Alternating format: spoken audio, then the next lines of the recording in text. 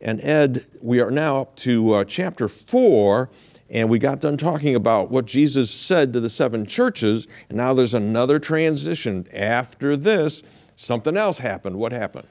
The 4th chapter begins after this, or next.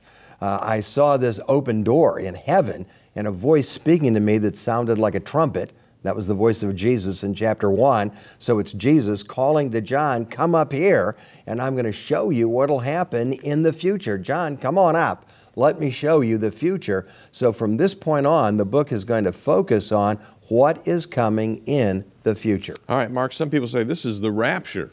When you say that it isn't as isn't, okay, why isn't it in terms of what it's said right here in chapter 4? Well, yeah, because there's a trumpet that sounds and John's caught up to heaven. So many people equate that with the rapture, make it symbolic of that. The problem with that is it's John moving from earth to heaven, not the church. And I think if we try to equate John's movement to heaven and make that symbolic somehow of the rapture, I think we're just really going beyond what the text actually says. But there's other evidence that would say that this is probably in the future when the rapture will take place. And how do you get there?